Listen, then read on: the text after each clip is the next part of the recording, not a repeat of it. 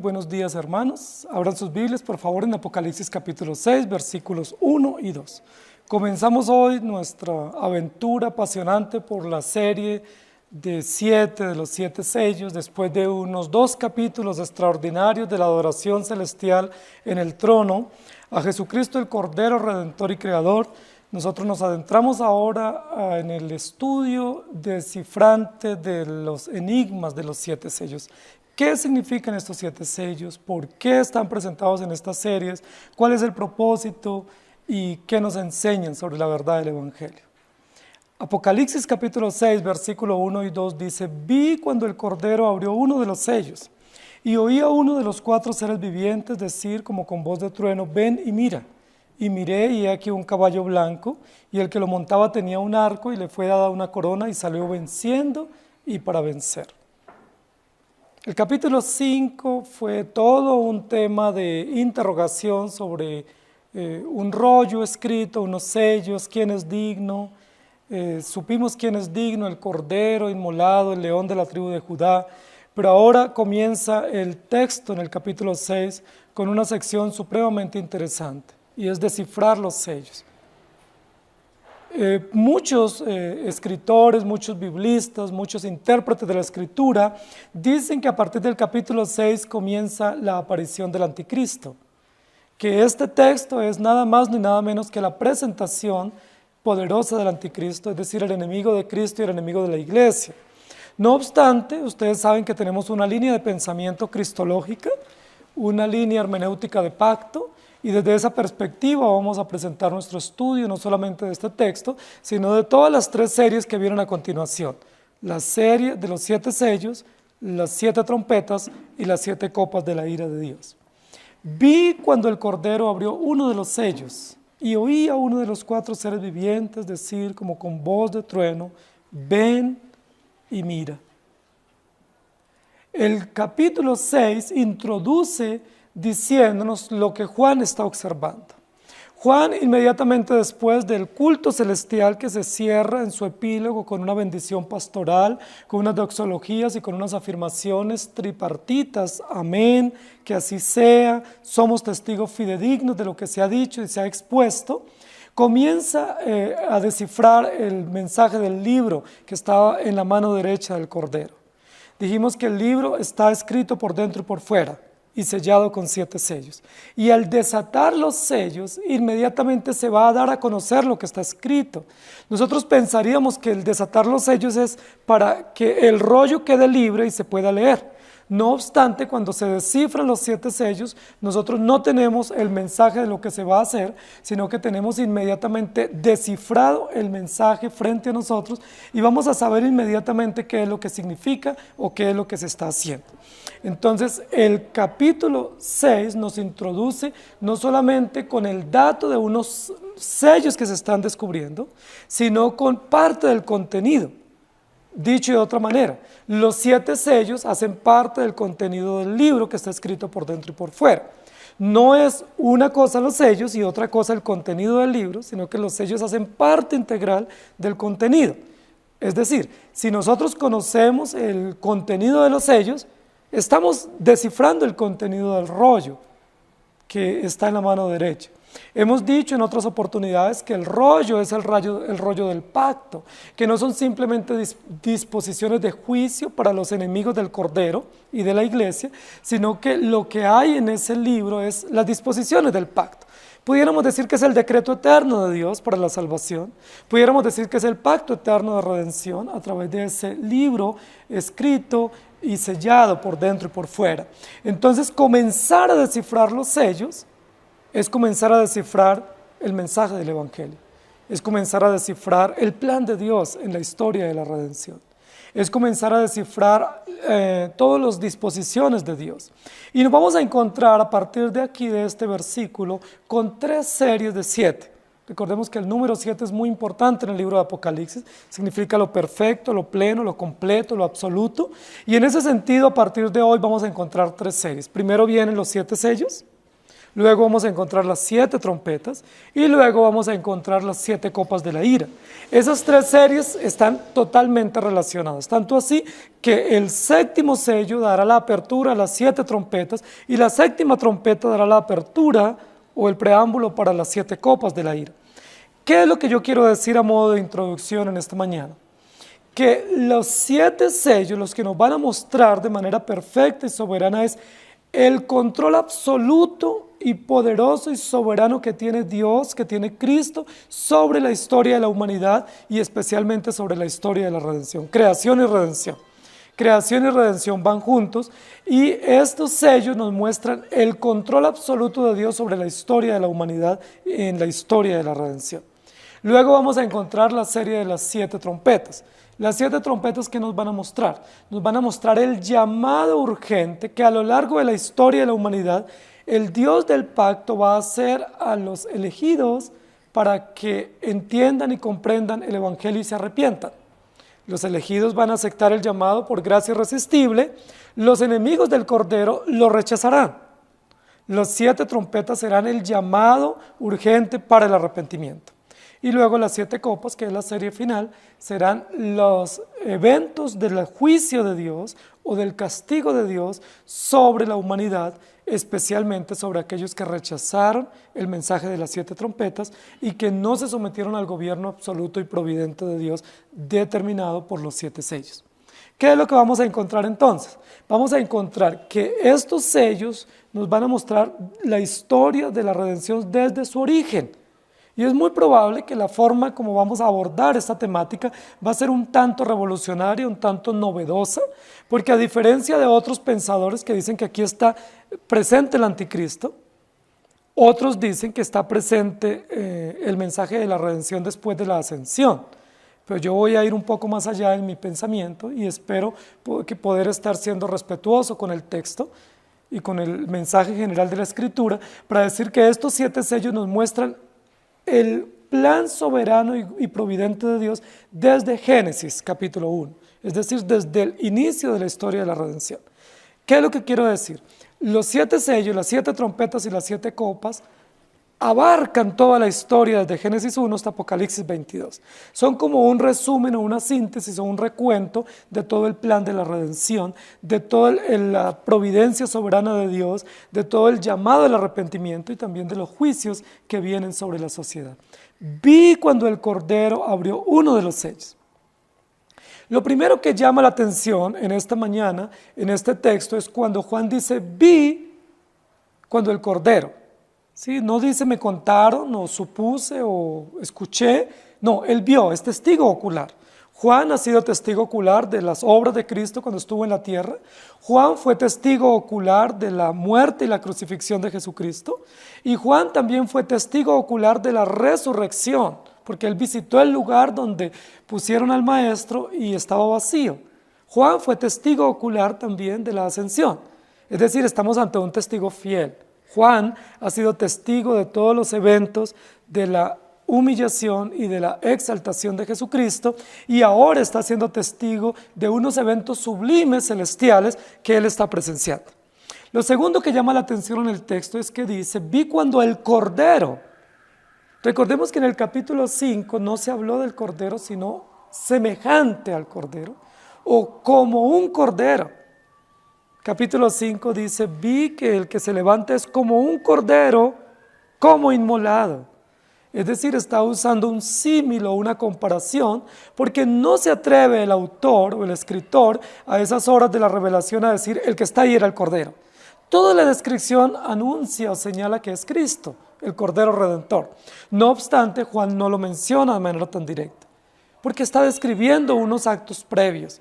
Pero cuando llega ya al momento claro, donde no es previo, sino que ya es el acto oficial de la apertura de un documento, no estaría bien que dijera, vi cuando el que es semejante al Cordero abrió uno de los sellos.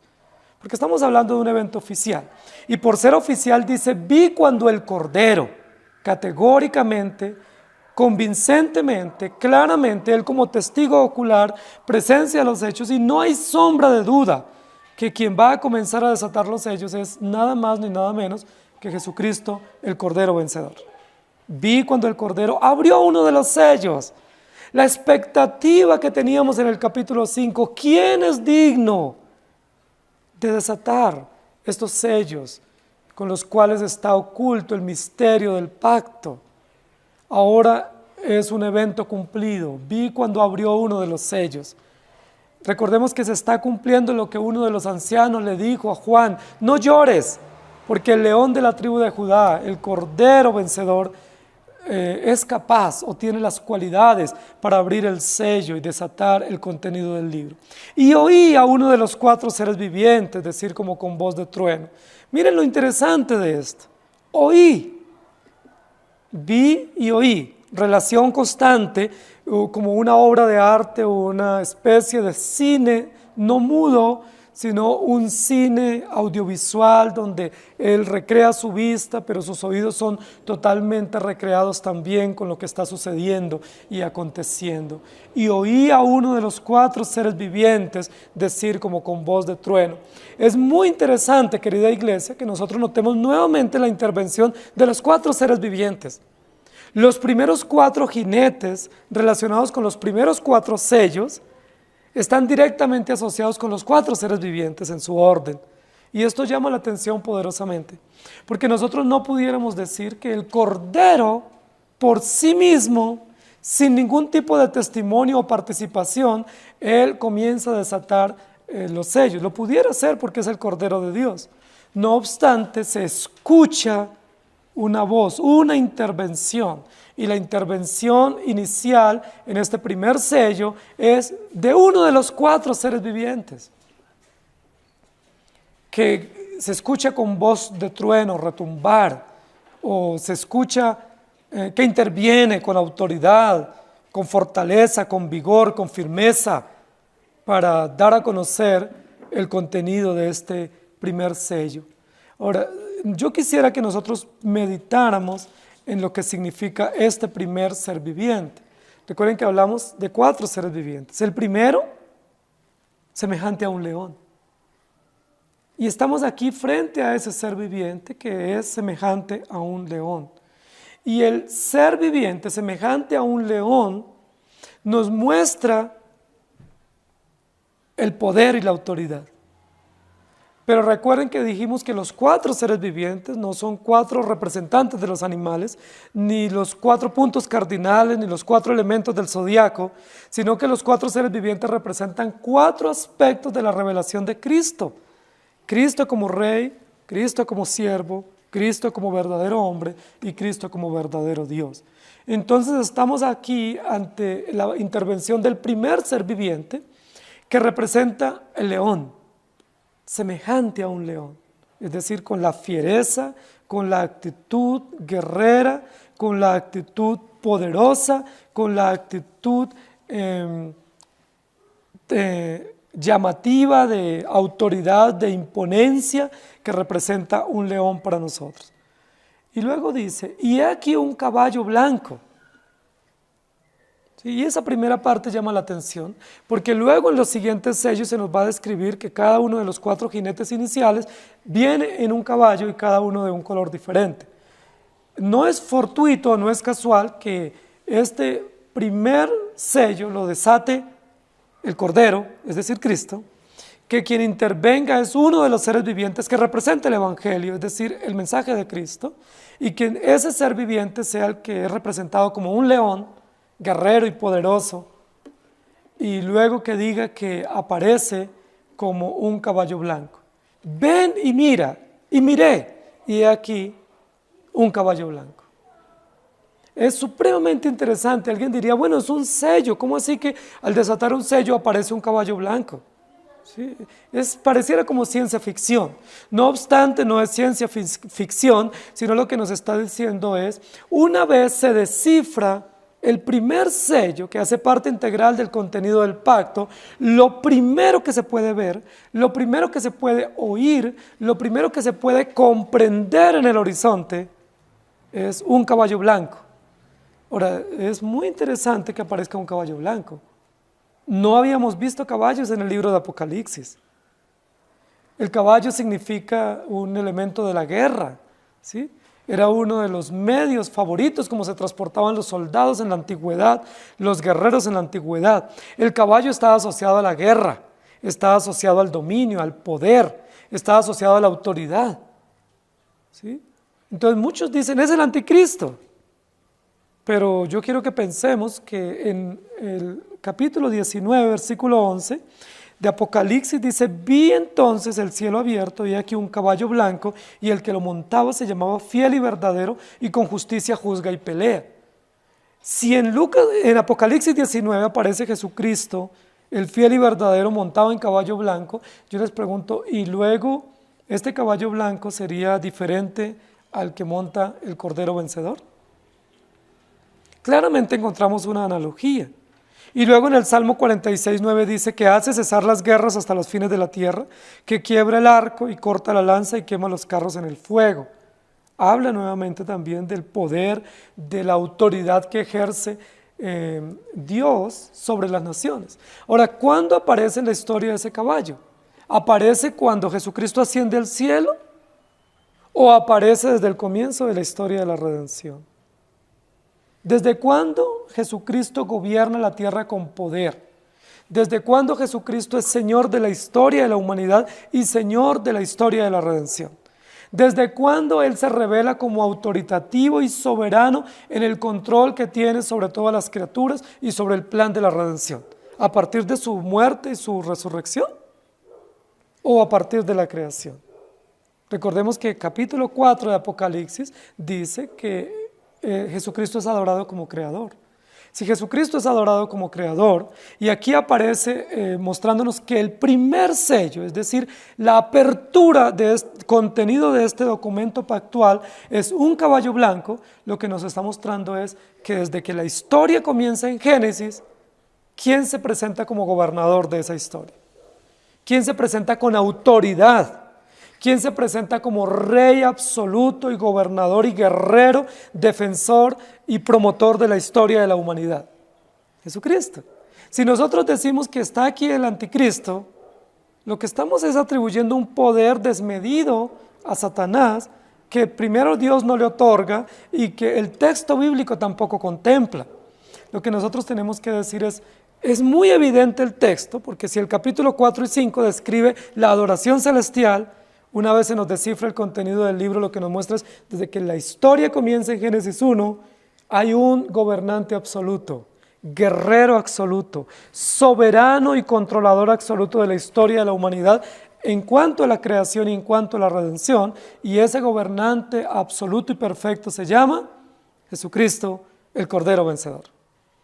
No solo porque viene en un caballo, no porque caballo que significa guerra, poder, autoridad, dominio, y viene en su segunda vez en caballo blanco también, el mismo caballo de Apocalipsis 19, sino porque dice que es un caballo blanco, y el caballo blanco es sinónimo de pureza, es sinónimo de limpieza, es sinónimo de transparencia, de honestidad, es sinónimo de lo pulcro, lo diáfano. Y recordemos que desde el capítulo 1 se describió a Jesucristo como con vestiduras blancas, inmaculadas. Se describe luego a Jesucristo dando una piedrecita blanca a los creyentes. Y luego en el capítulo 3 de Apocalipsis se describe a los vencedores con vestiduras blancas también. El blanco en el Apocalipsis y en toda la Escritura está asociado a la santidad de Dios, a la pureza de Dios y a todo lo que tiene relación con Dios y con el pueblo de Dios. La piedrecita blanca, las vestiduras blancas, la corona blanca, el todo blanco, la ciudad blanca, el caballo blanco. Todo está asociado no con Satanás. Si estuviera describiendo aquí el texto al anticristo, no lo describiría de blanco. Recuerden que la Biblia más adelante va a describir al anticristo como lleno de sangre y de maldad y como un monstruo terrorífico. Pero aquí no es así la descripción que se hace de este primer sello, sino es de un caballo blanco.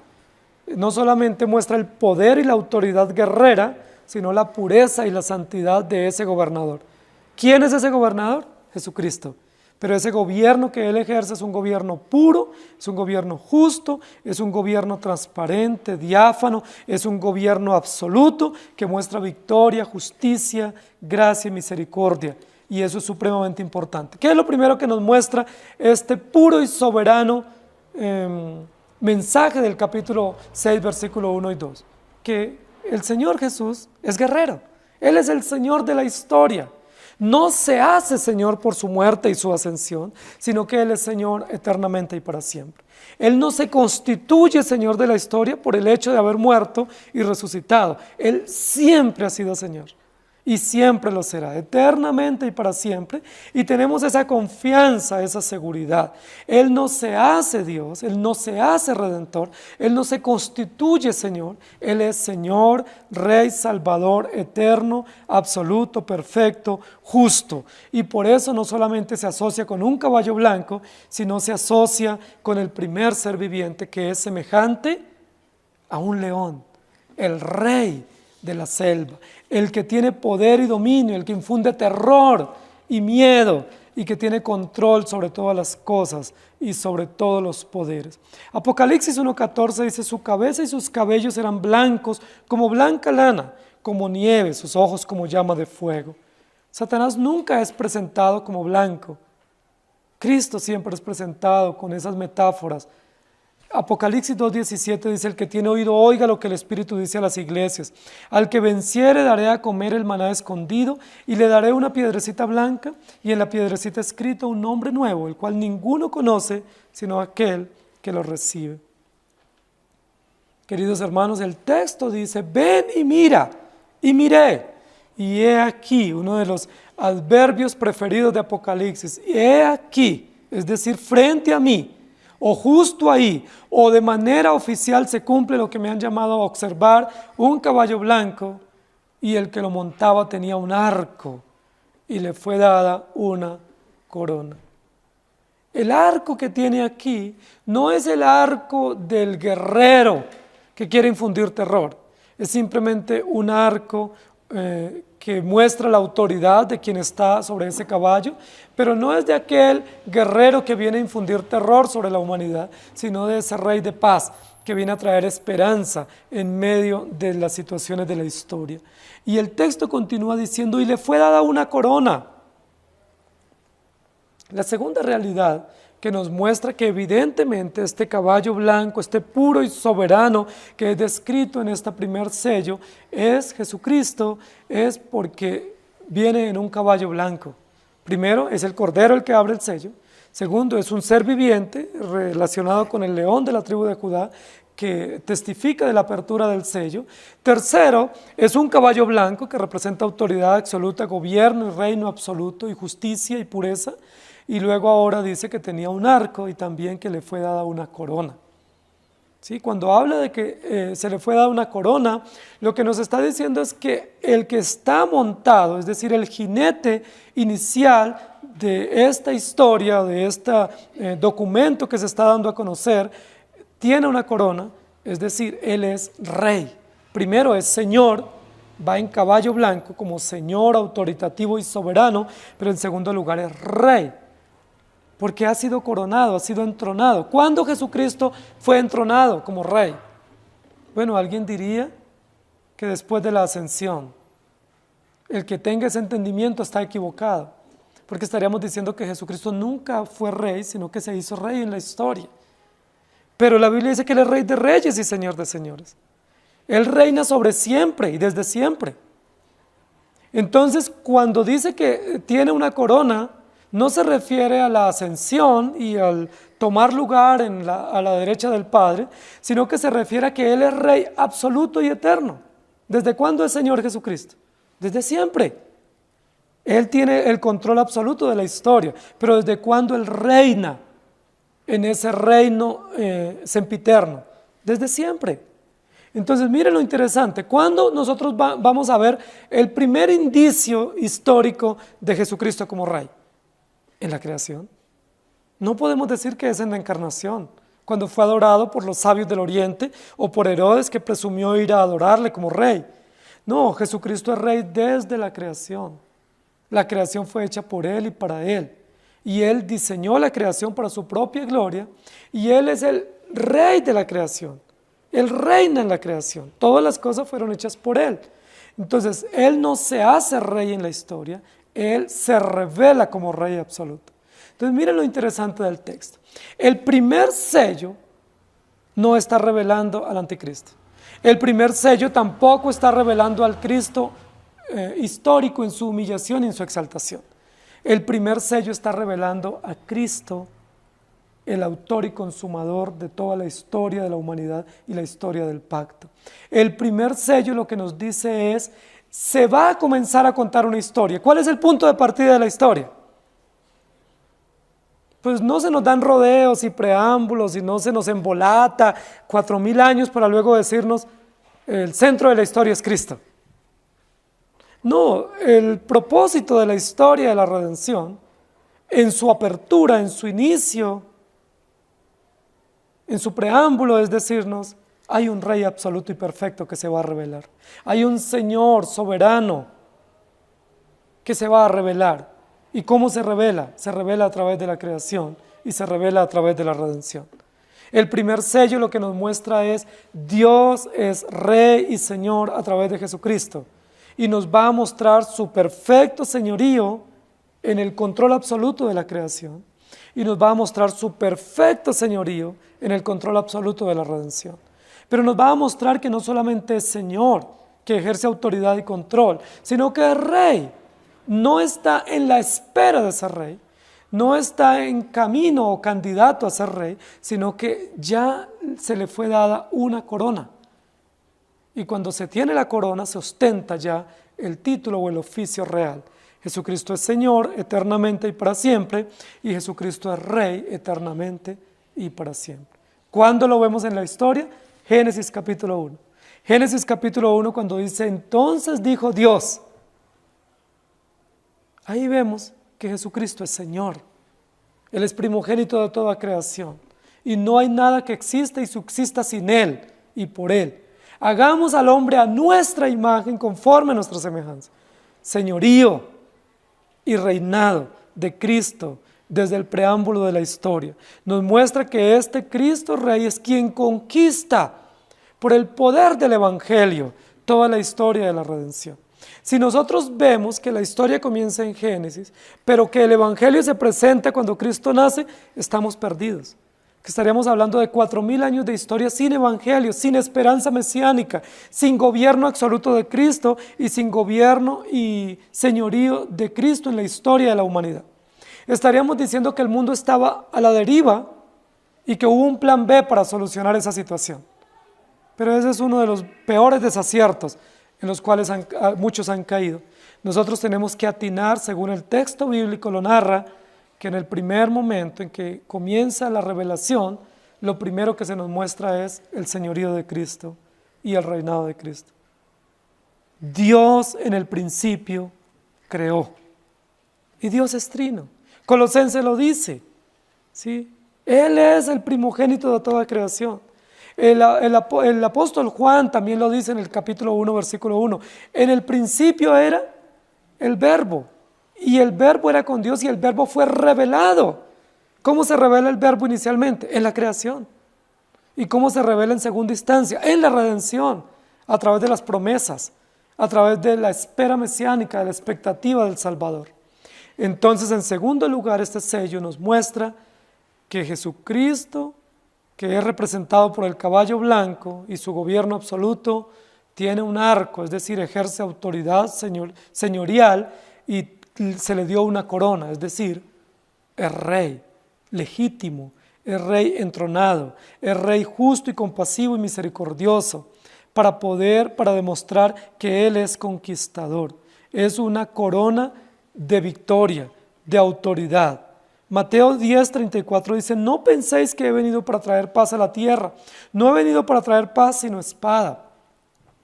Y luego en Apocalipsis 19:12 dice, sus ojos eran como llama de fuego, y había en su cabeza muchas diademas y tenía un nombre escrito que ninguno conocía sino él mismo. Y luego en Apocalipsis 14, versículo 14 dice, miré aquí una nube blanca y sobre la nube uno sentado semejante al Hijo del Hombre que tenía en la cabeza una corona de oro y en la mano una hoz aguda. Jesucristo siempre ha tenido corona. Los judíos y los soldados romanos para burlarse de Él le pusieron una corona de espinas. Hicieron mofa de Él, diciendo, si tú eres rey, sálvate. Y si tú dices que eres, pues bájate de la cruz y díganos quién fue el que te golpeó. Ellos se mofaron de manera muy humillante del reinado de Jesucristo, porque ellos pensaban que Jesucristo había venido a constituirse rey, pero ellos no sabían lo que la palabra nos revela, y es que Jesucristo siempre ha sido rey.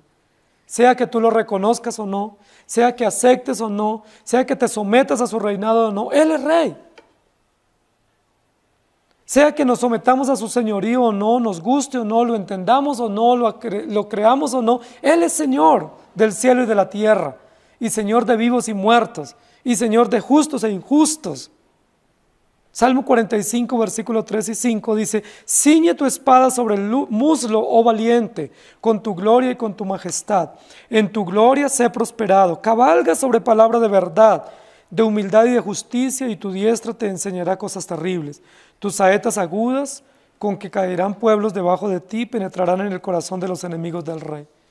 Entonces, puro y soberano es nuestro título del primer sello. Puro y soberano Señor, guerrero, poderoso y autoritativo, y puro y soberano Rey, coronado, maravilloso Rey que ejerce autoridad. Habacuc 3, 8 y 9 dice: te airaste, oh Jehová, contra los ríos te airaste. Fue tu ira contra el mar cuando montaste en tus caballos y en tus carros de victoria. Se descubrió enteramente tu arco. Los juramentos a las tribus fueron palabra segura. Hendiste la tierra con ríos. Y luego en Isaías 41, 2 dice: ¿quién despertó del oriente al justo? Lo llamó para que le siguiese. Entregó delante de él naciones y le hizo enseñorear de reyes. Los entregó a su espada como polvo, como hojarasca que su arco arrebata. El tercer dato que nosotros tenemos en este versículo, al desatar el sello, es: el que lo montaba tenía un arco y le fue dada una corona y salió venciendo y para vencer. Y este es un juego de palabras supremamente interesante y es uno de los conceptos más usados en el libro de Apocalipsis. Vencer, vencedor, vencerás. ¿Sí? Vencer es una consigna posiblemente política. Hoy en día se usa en los grupos de guerra, en los ejércitos, en la milicia. Es uno de los eslogans: vamos a vencer, en los deportes. Pero es el eslogan del Cordero.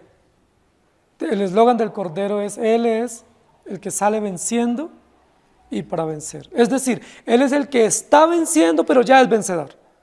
Sí, es como el eslogan de Pablo, donde dice: es como el ya, pero todavía no.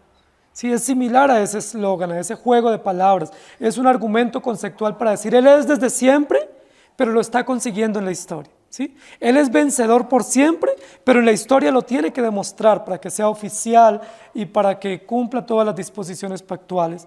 Salió venciendo y para vencer. Entonces algunos dirían: no, por eso no está hablando de Cristo, porque Cristo ya había vencido.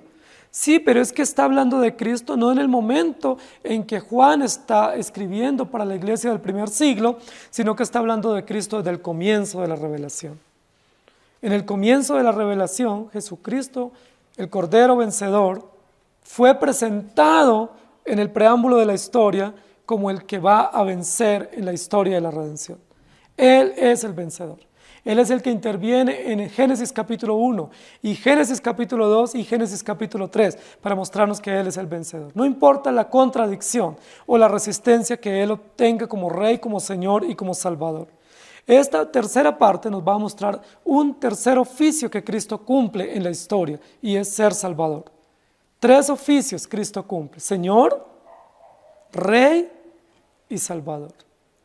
Señor, en un caballo blanco y con un arco en su cintura, Rey coronado y Salvador que viene para vencer, para derrotar todos los huestes hostiles contra el mensaje de la redención. Ahora, ¿qué es lo que nosotros podemos ver aquí? En primer lugar, vemos un preámbulo o un preludio donde se nos muestra el carácter de Cristo: Señor, Rey y Salvador. Y en segundo lugar, de manera implícita, vamos a ver que en la historia de la redención, que se nos comienza a manifestar en Génesis 1, esa historia de la redención tan sublime, tan perfecta, va a tener contradictores.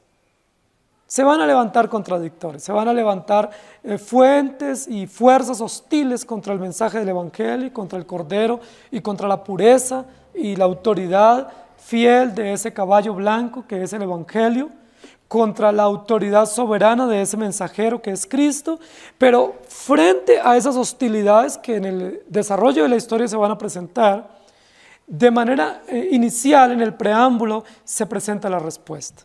Si hay hostiles en contra de este caballo blanco, recuerden que el Cordero vencedor salió para vencer. ¿Vencer a quién?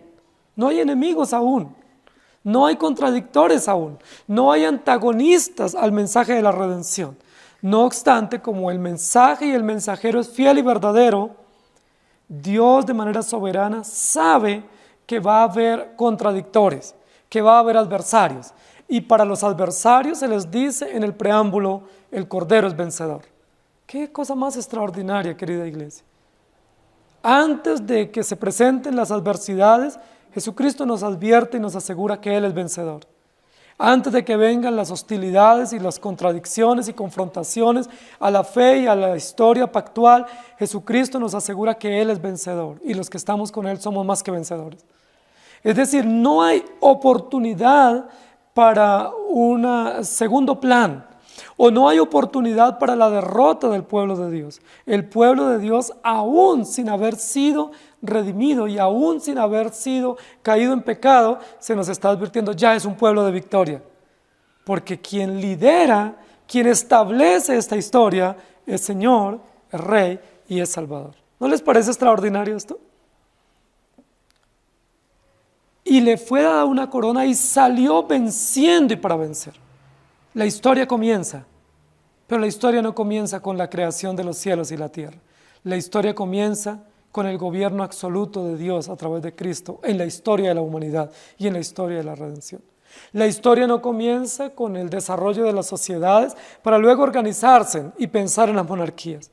La historia nos muestra que desde el origen, desde la primera línea, desde el primer esbozo, desde el primer pincelazo en esta historia, en este cuadro magnífico de la historia de la redención, Jesucristo es Rey absoluto. Pero no nos muestra que Jesucristo se hace Salvador. Muchos dicen es que Jesucristo es Salvador cuando va a la cruz. No, Él es Salvador eterno. Él es Redentor eterno. Él es el Cordero inmolado desde antes de la fundación del mundo. Él es el Mesías prometido, seguro y fiel desde antes de que la humanidad y la tierra existiera. Eso es extraordinariamente maravilloso y esto es misterioso. Por eso tiene que ser descifrado por el Cordero, y solo los que pertenecen al reino de Dios, solo los que son gobernados por este Señor justo y soberano, por este Rey coronado y por este Salvador vencedor, pueden entender este mensaje misterioso. ¿Cómo así que Jesucristo es Salvador eterno? Yo pensaba que Él se hizo Salvador cuando murió. No, Él lo que hace es que oficialmente se somete a todas las disposiciones judiciales para que históricamente cumpla toda la justicia, pero Él es Salvador eternamente y para siempre. Así fue adorado en el capítulo 4 y 5. Así es reconocido por las huestes angelicales y así tiene que ser reconocido por los creyentes. Nosotros los creyentes creemos firmemente que la salvación es un plan de Dios, que Jesucristo cumple sus oficios y que todo su carácter es eterno y que no está contradicho por ninguna situación y que el gran propósito de la historia de la redención es mostrarnos a Cristo. Si ese es el propósito central, pues sería muy sin sentido que Cristo se presente 4000 años después. Si el propósito esencial de la historia de la redención es mostrarnos a Cristo, se tiene que mostrar en el primer texto de la Escritura. Se tiene que mostrar en el momento en que corre el telón y comienza la obra. Ese primer momento, ese primer sonido, ese primer concepto, esa primer verdad que tiene que retumbar en nuestras conciencias y tiene que quedar fija en nuestra retina es: Jesucristo es Señor, Rey y Salvador. Y alguien preguntará, pero todavía no ha hecho Dios el hombre. Es que Él no es Rey en función nuestra. Él es Rey en función de sí mismo y Salvador en función de su propia justicia. Pero alguien puede decir, pero ¿cómo así que ya es Redentor y ya tiene un pueblo si no ha habido pecado? El pecado es posterior a la creación. No interesa porque no estamos diciendo que Él se constituye Salvador a raíz del pecado, porque si no estaríamos diciendo que el pecado es un mal necesario y que lo tomó por sorpresa nuestro Señor. Lo que tenemos que decir, Él es Rey eterno y Salvador eterno, aunque el pecado todavía no existiera, porque eso nos muestra su absolutez, su autoexistencia, su justicia perfecta y la vindicación del honor de Dios, no en función nuestra, sino que el beneficio nos llega como valor agregado. Apocalipsis 14:15 dice, y del templo salió otro ángel clamando a gran voz al que estaba sentado sobre la nube, mete tu hoz y ciega, porque la hora de cegar ha llegado, pues la mies de la tierra está madura. Y luego en Isaías 49:2 dice, y puso mi boca como espada aguda, me cubrió con la sombra de su mano, y me puso por saeta bruñida, me guardó en su aljaba. Y luego en Marcos 13:10, y es necesario que el evangelio sea predicado antes a todas las naciones. Apocalipsis 5:5, y uno de los ancianos me dijo, no llores, he aquí que el león de la tribu de Judá, la raíz de David, ha vencido para abrir el libro y desatar los sellos. ¿Cuándo Cristo se constituyó vencedor? Bueno, Cristo no se constituyó vencedor, Él es vencedor. Él no se hace vencedor, Él es vencedor. Él no se constituye Salvador, Él es Salvador.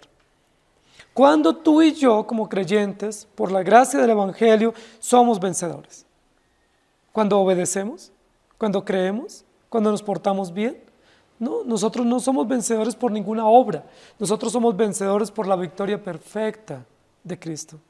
Tú y yo somos vencedores no por nuestras obras o por nuestras acciones o por nuestros dogmas. Somos vencedores porque Cristo es vencedor.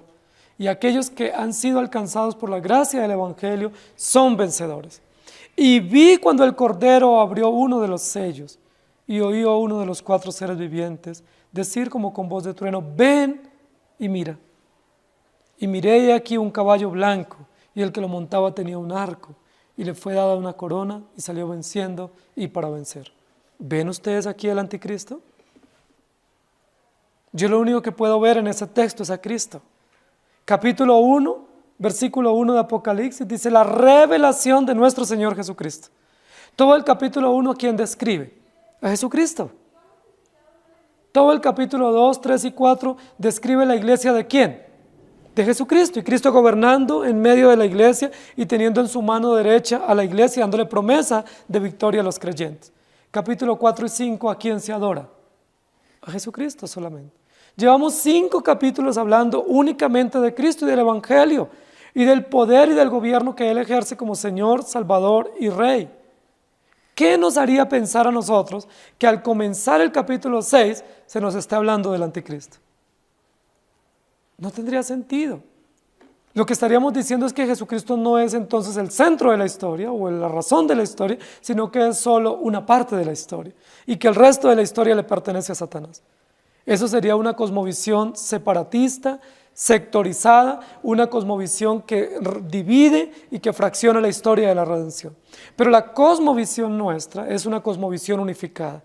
Creemos en un Rey solamente, en un único Señor, en un único Dios y Salvador y en una única historia de redención. Siendo así la cosmovisión nuestra, entonces, ¿quién es el autor, el centro y el sustentador de esa única historia? Jesucristo.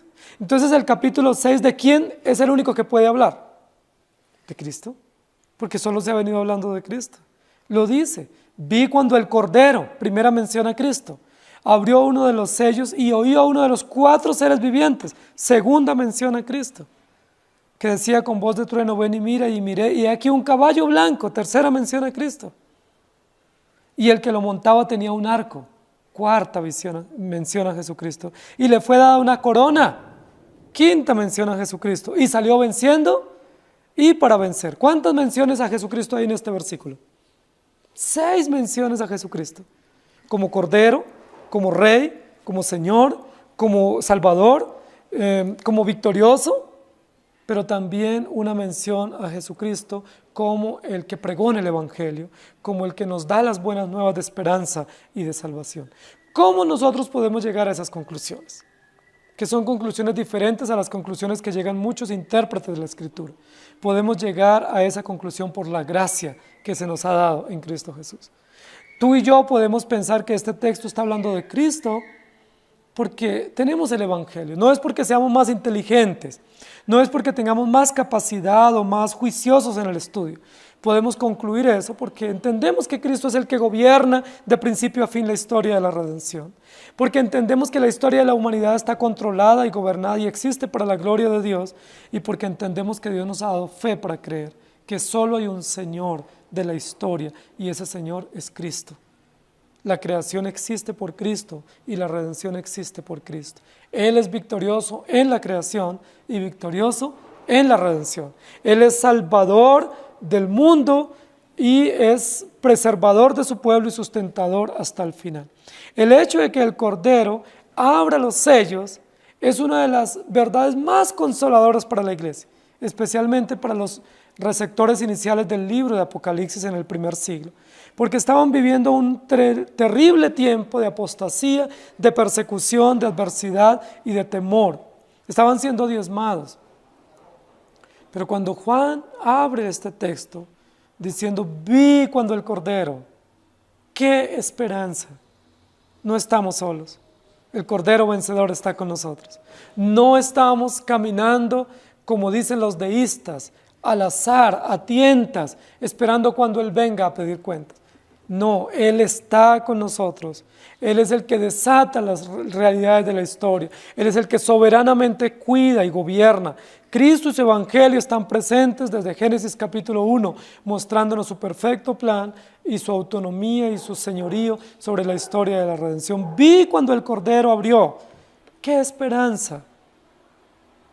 Yo les pregunto, ¿ves tú al Cordero en medio de todas las circunstancias de tu vida? ¿Ves tú en medio de la enfermedad, la adversidad, las crisis, aún en medio de tus pecados? ¿Puedes ver tú al Cordero? Si tú puedes ver al Cordero, eso es consolador, eso es confortador, eso es esperanzador, porque seguimos militando aún en medio del sufrimiento, pero el Señor está con nosotros. ¿Desde cuándo está el Señor con nosotros? ¿Desde Mateo 28? No, Él está con nosotros siempre. Desde que se abre el paréntesis de la historia hasta que se cierre, el Señor está con su pueblo. No lo dejará, no lo abandonará. Nos representa en las diversas formas de persecución y de hostilidad. Nos sustenta en las adversidades. Nos consuela y nos alienta y nos llena de esperanza. En la tentación es nuestro defensor. En la enfermedad es nuestro sanador. En las crisis es nuestro proveedor. En las tristezas es nuestro consolador.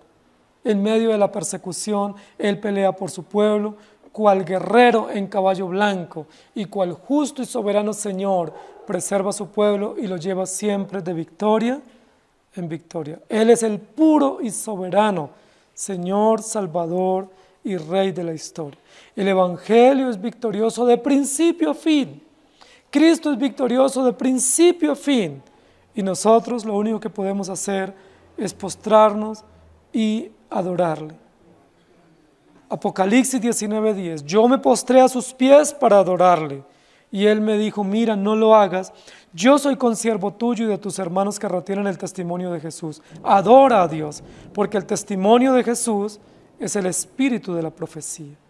Segunda de Timoteo 2:9, en el cual sufro penalidades, hasta prisiones a modo de malhechor, mas la palabra de Dios no está presa. Isaías 55:11, así será mi palabra que sale de mi boca. No volverá a mi vacía, sino que hará lo que yo quiero y será prosperada en aquello para que la envíe. Jesucristo es el puro y soberano. Recuerden esto, primer sello es la revelación de Cristo en su gobierno absoluto, en su poder absoluto, su señorío absoluto y su obra de salvación absoluta como puro y soberano Dios y Señor, en la apertura de la historia y en la continuidad de la historia. Ese es el fundamento para continuar. Ese es el preámbulo de la historia. El preámbulo de la historia de la humanidad es: Cristo existe, Él es soberano y Él va a desarrollar toda la historia para su propia gloria. Que el Señor nos ayude a confiar en su palabra, en su verdad y a tener esperanza. Inclinen su rostro, por favor. Señor, gracias por darnos tu palabra y gracias por mostrarnos quién eres. Y gracias, Señor, porque nos muestras desde el comienzo de la historia tu gobierno absoluto, tu señorío, tu reinado y tu mediación como redentor. Te damos gracias, Señor, porque ese mensaje no es un mensaje tardío que nos llega 4000 años después del pueblo divagar por el desierto y divagar en los exilios y en los cautiverios. Ese mensaje nos llega desde el primer momento de la historia de la redención. El punto de partida de la historia de la redención es Cristo es Dios, Cristo es Rey y Cristo es Salvador. ¿Qué mensaje más extraordinario de confianza, de seguridad para poder afrontar las realidades que vendrán en el desarrollo de la historia? ¿Qué mensaje más elocuente para afirmar nuestras conciencias en un terreno sólido, en verdades absolutas, en el control providente y soberano que tú tienes de toda la historia de la redención? Qué mensaje y verdades más conmovedoras que conmueven nuestras entrañas y nos llevan a doblegarnos ante ti y a entender que vivimos por ti y para ti. Que todo lo que somos y hacemos no es en razón de nuestras acciones o en razón de tu manifestación histórica, sino en razón de tu carácter, de lo que tú eres. Y lo que tú eres, lo eres eternamente. Gracias por darnos esperanza. Gracias por ayudarnos a caminar en ti. Y gracias, Señor, por moldear nuestros pasos para que vivamos, Señor, conforme a tu perfecta, soberana y justa voluntad. En Cristo Jesús. Amén. El Señor les bendiga, iglesia.